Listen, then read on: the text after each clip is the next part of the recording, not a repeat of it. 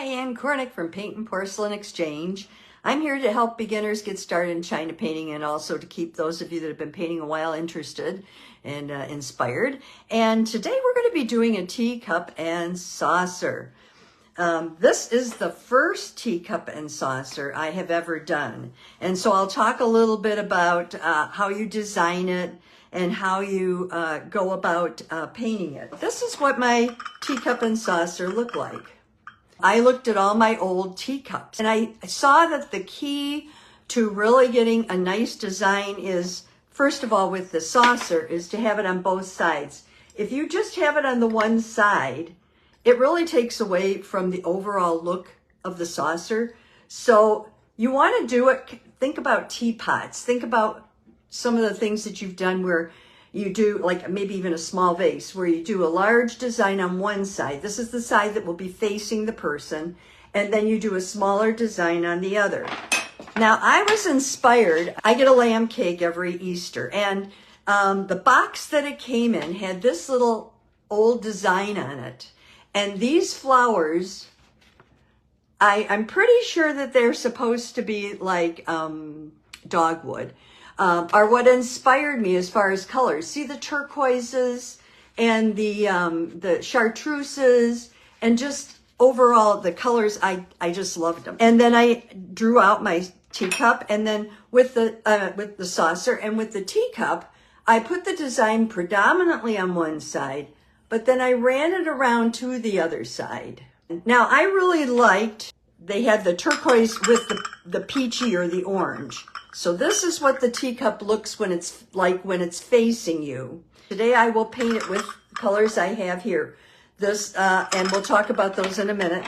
But then I'm going to wipe it off and I'm going to repaint it with yellows. So the flowers are yellow, just so that in my booth I don't have two pieces the same. As most of you know, I work on one piece first and then get everything down pat, and then we do one together. When I was doing it for today, I simply drew them by hand because I figured it was just quicker, and I drew them with a Sharpie so you can see them.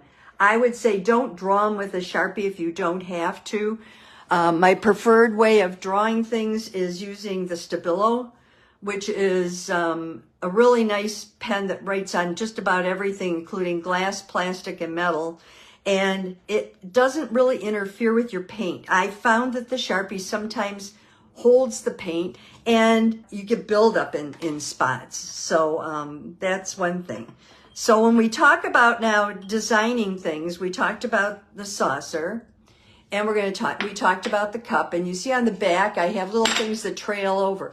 As far as the colors, this peachy color and this is Russian green, but it looks turquoisey. Those colors are opposites on the color wheel. So they're good colors to put together. And I'm just real pleased with the way this turned out. The other thing I noticed is the pattern on here. See, the one that's embossed? I mean, you can barely see it, right? I just pulled out the other cup that I did, and look at the pattern. It looks like little lacy things coming up and down. I could have just painted those instead of painting just the little bottom pieces, but I couldn't see them on this cup, so I didn't know they were there. Another reason that I only put a little bit of turquoise around is because it was getting kind of busy. I also tried to make everything the same value because I thought that took away from the busyness but kept the prettiness. So that's my take on this teacup and saucer. The other thing is, when I wipe off this, and I'm going to do it today with the same colors, but then I'm going to wipe it off and redo it with yellow and I think like a yellow brown on the flowers. It's because in my booth, and if any of you have booths, you might want to think about this. You don't want people to think you mass produce things. So you don't want to do, as I have one teacup already done, I don't want to do the second teacup identical to that. Somebody will come by and go, oh, well, that's just the kind of china you can buy in the store. I want them to know that it's an individually done piece. And so I want them all to be different. You can get my studies if you're interested. It's paintnporcelain.com. And that will take you to my website. And if you look at the website, You will see all the studies there. You can search by flowers, you can search by studies, whatever you want. They're $5 each. You go through the payment process. You can use credit card, PayPal, and then at the end, it will come to you as a downloadable study. You just print it off. It'll be in color, and you'll get several pages with all the instructions, and the first, second, and third fire will be there for you. Colors for today, these are the ones I'm using.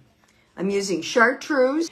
I also have Russian green or a turquoise or blue, deep blue green will work for you. Whatever you have, don't worry that it matches my colors exactly.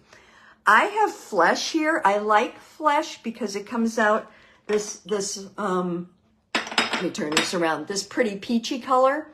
And I use it in conjunction with carnation for the depth, and that I like. If you don't have Meissen brown, look at it very carefully. It's a light version. It's a real pretty version. Like, I think mahogany might work, or you could even take some yellow brown and mix it into your rich brown and probably get something similar. Okay, and then I have yellow red. That's not for this time, it's for the next time. And I have like a buttercup yellow. You need a pretty yellow for the center, one that you know will not fire out because you're using flesh and carnation around it, and those are reds. So if you put it in the center, wipe it out and put it in the center, but wipe out the center and then put it in. Don't leave the red there because that will cause a problem for you. Okay, brushes for today. Of course, I'm using my favorite brush. That's my 1/4 inch. This is a Scharf, Scharff, 1/4 inch brush. You can get them from just about anybody. They're wonderful. You can also buy them from Scharf. I'm also using my little detail brush. This is like 2 hairs.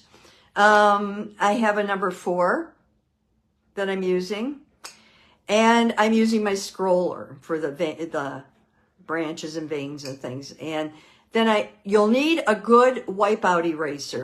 It's a really nice one.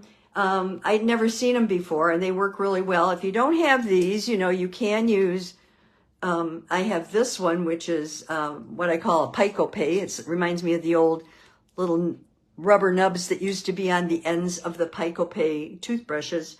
Or you can use this kind of an eraser too. So any of those erasers will do. The finer the better though, because all we're doing is, I'll show you here. If you see on that flower, we're just pulling out those little stamens that are there. Okay, I'm going to show you on the saucer. When you paint on the cup, it's curved, and it would have been hard for you to see when we're doing this. So I'm painting on the saucer, but the same thing applies to the cup.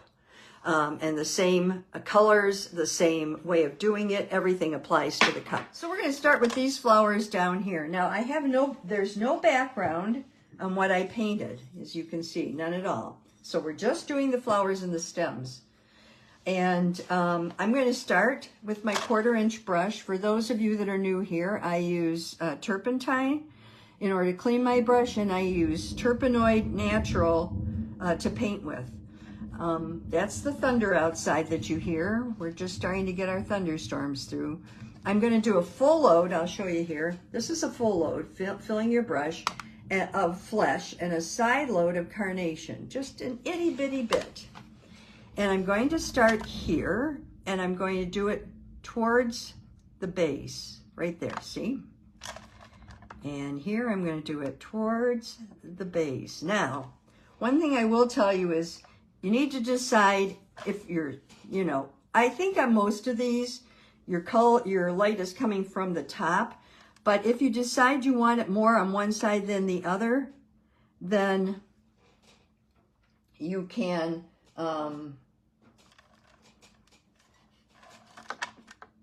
shade one side of the leaf.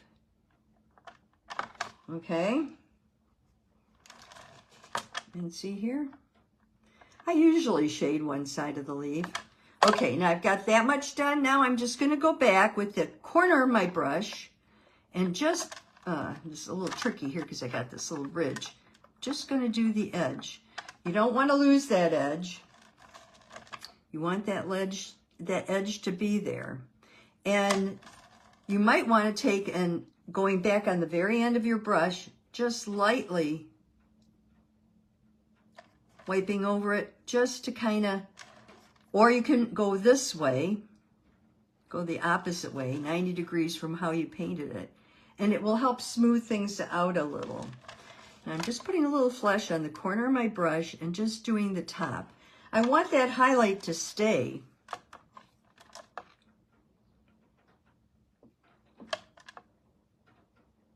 Okay, now the idea on this is to get the color on and to get it on lightly. You're not trying to do it dark because you can darken it up the next time if you need to, and I do here. You need to take a little Q-tip and go around and just kind of clean it up a little bit. That's fine too, because you're not going to have a background. So anything that's outside the lines, and if you don't want it outside the lines, you have to address. We're going to do the same thing on this flower here. Here I'm going to do this, but because I have a turnover up here, I'm going to take my carnation and I'm going to do the carnation close to that, like that, so that it covers it. Then I'm going to take my, pull this color down a little. I need a little more carnation. It kind of got away from me. Here I'm going to put the up at the top more. There we go. And then I'm going to take and side load with flesh and just lightly put in the flesh. Okay. Now I'm going to full load with the flesh, side load with the carnation, do the base, do the base. The flesh makes the carnation turn a little more orangey and peachy, and that will go best. This is a flipped one, so you want to do it like this. And then you're going to go in with your side load of your flesh and just touch the edges so you know where they are, because when you fire, these lines disappear. And you want to make sure that you have them there. I'm doing the same thing I did before. Now I'm just putting the flesh on the edges there. Okay, cleaning my brush really, really well. I'm going to take my Q-tip. Oh, here it is. And just look at everything, make sure that I've got it so it's within, you know, so I'm not outside the lines too much, because you can be outside the lines by the leaves, but you can't really be outside the lines by the petals because there's no background on this. Okay, so the next thing I'm going to do is I'm going to do my leaves. And the person that they're like long, slender rose leaves, so they're pretty easy to paint. I'll show you on this. You see how they did it? They did it with a yellow and a chartreuse, and then they just pulled the blue-green in the middle of it. I kind of like that. They also show you that the leaves have the veins right here, so that's helpful. I'm going to full load with yellow, side load with chartreuse, and it's going to be hard for you to see. So what I'm going to do is add a little bit of Russian green, and that should help. No, I don't like that. I'm going to do full load of chartreuse and a side load of Russian green. Yep. And I'm just going to come down the middle and leave a little bit of a highlight. Up.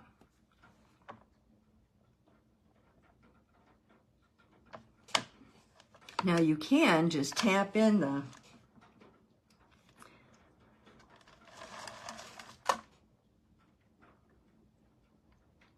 Now I know it looks odd right now.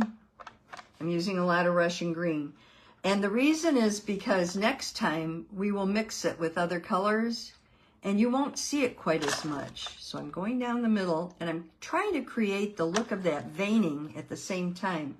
Don't know if it's really working for me or not. It might be easier just to go back and do it after the fact. Yeah, easier to go back. So there we go. Okay. The other thing you can do if you're a newbie and you haven't painted before is you can do it with the chartreuse. Paint it all in with the chartreuse like this. Make sure you get up to the flower. Then come down and just do the end a little bit like that. So you're painting across this way, And then just take a little of the Russian green, get it on your brush. You can tap it, and it will give you that look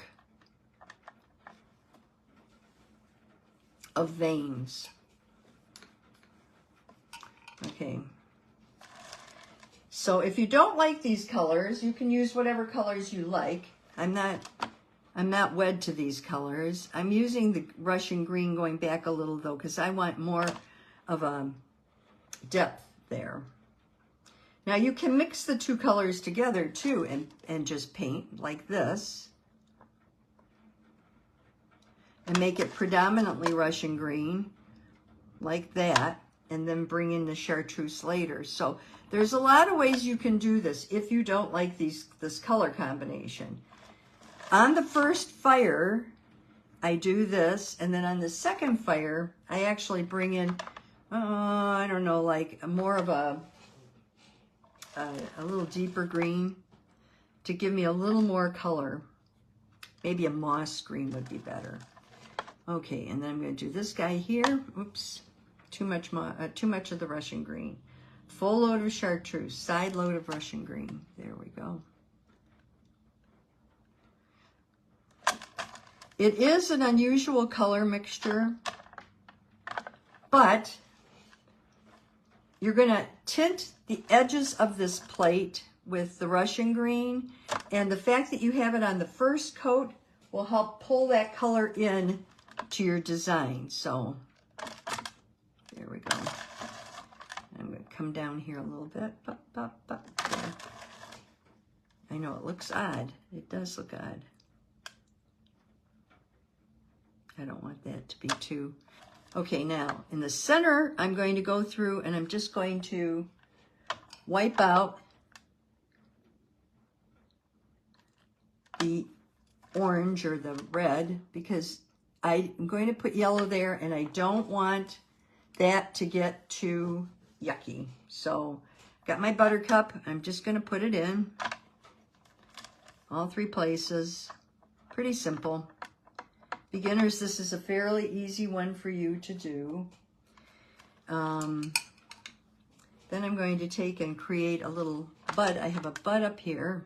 Oh, whoa, that was too much. I have a little bud up here, so I'm just going to put my little bud there. And I have a little bud here. And see right there, I could have a little buildup, so I'm just going to smooth that a little. There we go. Alrighty. So now I want to go in and create, on this one here, these little, I don't know if you can even see them. Can you see what you can see what I'm doing, but can you see where they are? Right there? Okay. I'm just pulling out these guys. There, maybe, here, let me use the thicker side. And I'm trying to wipe it off. I'm trying to pull them out into the flowers so I can see them. Same, oh, that's way too thick, okay. But you see what I'm doing there. Just pull it back.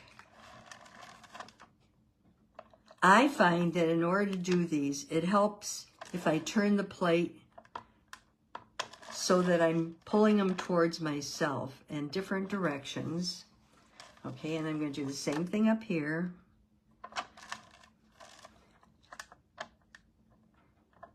Now on the next fire, I will make these more brownish, but on this fire, I'm just getting ready for them, and I'm going to take my liner or my scroller, and I'm going to roll it in my mice and brown, get it nice and brown. And I'm going to start putting little guys on here. Now I do them in brown. On the picture, they're yellow. This is artistic license. I'm doing them in brown. And I'm just making them dotty like this. The key is to go from the top, and I hope I'm not blocking this too much, but it's to go from the top down. You have to be right on the point. Otherwise, they're going to look like little dashes. And you don't want little dashes, you want little dots. So you have to do it, and then do a couple in the center too so they show up. Do them very random, just like that. And same thing here. I'm trying real hard to stay out of my own way so you can kind of see what they look like. You don't put many on this one because he's flipped over. And if they aren't too dark this time, don't go over, don't like this. Don't keep going over them. Just do them, leave them, and then the next time you can play with them, okay? And then my my stems are going to be the mice and brown. So I'm just going to pull it around like this. Lift on the end.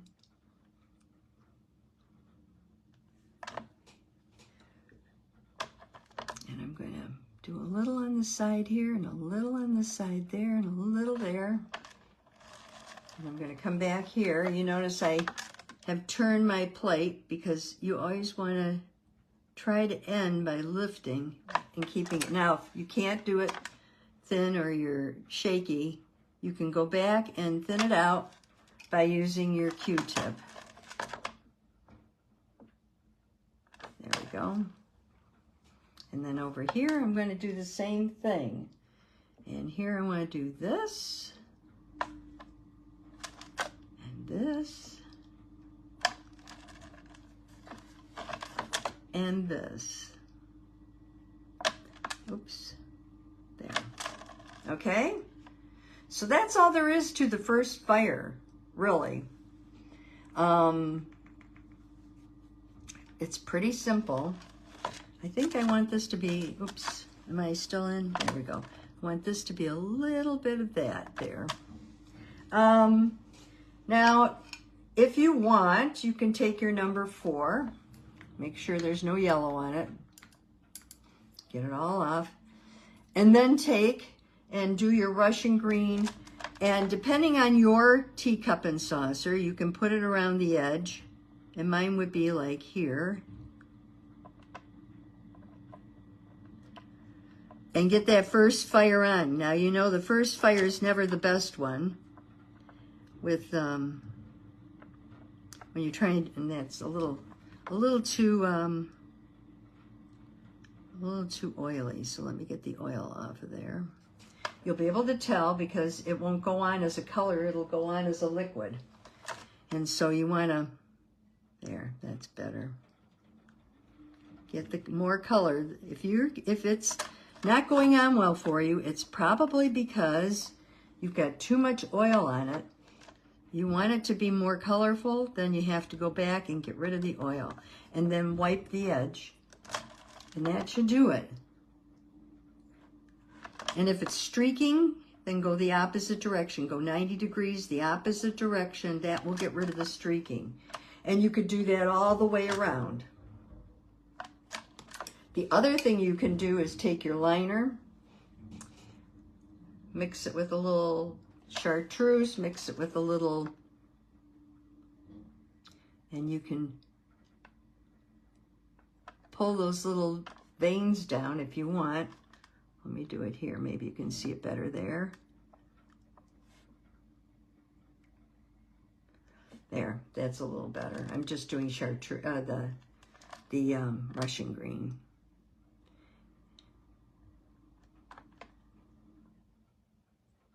Or if it's a dark one, you could take your eraser and make them with an eraser like this. I know you can't see that. I'll hold it up so you can see it maybe right there. It's harder to see. I prefer to do it with the liner myself. I think I get a better result. This guy has absolutely no highlight. Let me pull some of that to the center there. There, that's better. Ah, I'm not getting it there.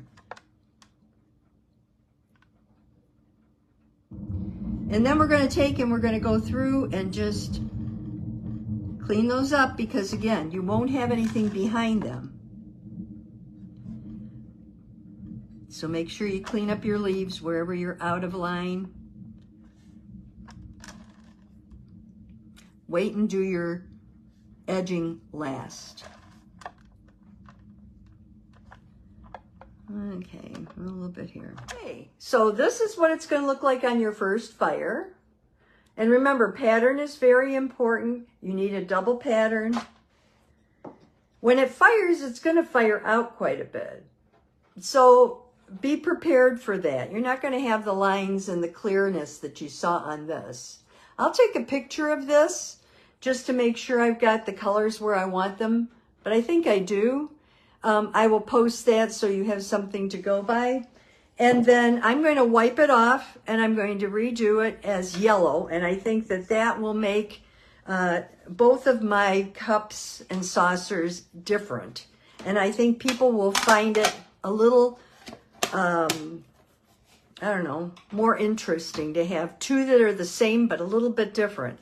The color of the flowers will be different. Then on the second fire, you can see here, you could use an olive, you could use a celadon to make it a little bit darker green and to make it more green. So the first fire on this, I did the same as this with all the turquoise and the chartreuse. Keep in mind, if you are going to a show or you have a booth, that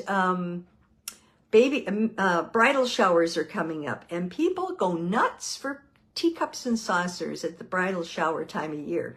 So if you do a couple of these now and you take them to your show or to your booth, hopefully you'll sell them. So that's another reason we're painting them now. And they're nice for Mother's Day, if nothing else, and that's coming up. So pick up those brushes, keep painting, and I will see you next time. Bye-bye.